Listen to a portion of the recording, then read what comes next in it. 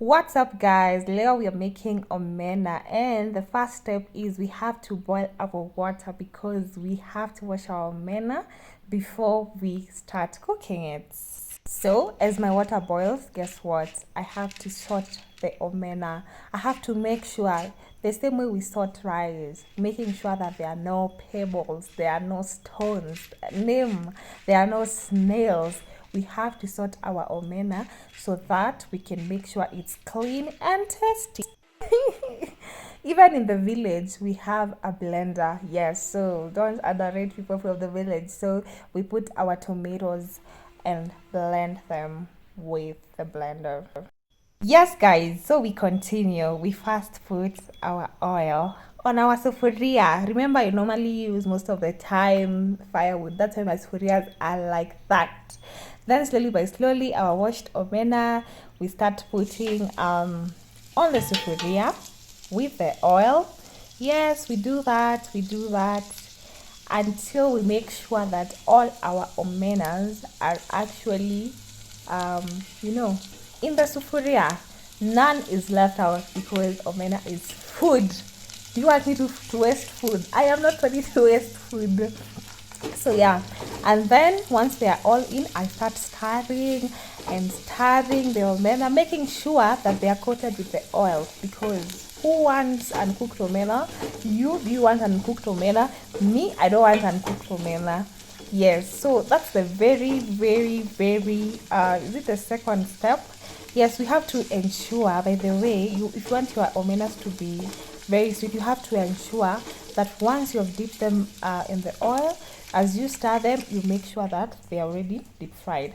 The next step is, I'm showing you these onions, yeah, because these onions are going to play a huge part in cooking my omenas. Those who are from the United States, omena is also known as sardines, and here in Kenya, one of our favorite tribes known as the River Lake Nilotes, aka the Luos, they taught us this as our staple food. So as you can see, I'm still stirring because I want to make sure that my omena turns golden brown. That will be an indicator that my omenas are actually doing good and yummy. Okay, so they're not yet ready. We now put our onions. Once we put our onions, this is to make sure that, you know what, they are going to get that taste, that flavor. I'm sorry, I didn't even remember to buy the white onions. Yeah, but we use what we have. Yeah, yes, we use what we have. So don't say because you have white onions you cannot cook. You can cook. The next step, remember, I blended the tomatoes. So what I'm doing next is I am putting the blended tomatoes on my omenas as I stir them nicely. Look at that. Those omenas are looking so beautiful, like me. No, like me. You have to cook something that looks like you. Uh-huh. Yes, so you can see I'm stirring, making sure that my omena is looking good. And I added some milk. You can see that.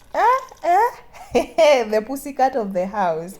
Yes, I had to add some milk because milk is just like I don't want to say an appetizer, but it's I don't know, call it how you want to call it, but what I know is it's going to add taste to my omena, and you can see how it looks. I added some salt. Hey, baby girl. Hey, you see, in Africa, when we don't have money to buy meat, that's what we do. And yes, what do you do next? You cover it, buana. You cover it. You cover it so that you can make sure that, it simmers so well. Yeah. Look at that. Look at that soup.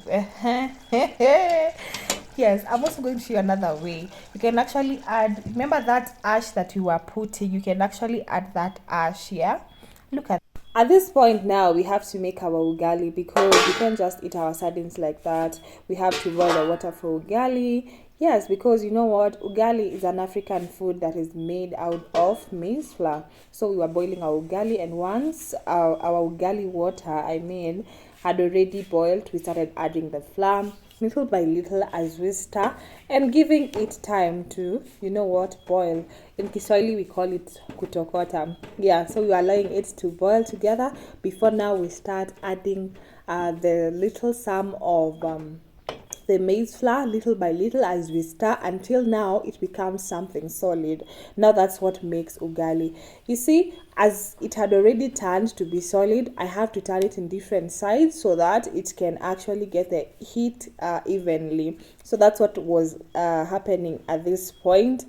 Yeah, and immediately after I knew that all sides were okay, I had to put it in the middle and I covered the sufuria, making sure now that my ugali is on top notch. Yeah, and one of the tricks we normally do, if you want to know that your ugali is actually cooked, you just throw the some of it on the wall. Yes, now this is the final product. I don't eat too much ugali, so I wasn't slaying.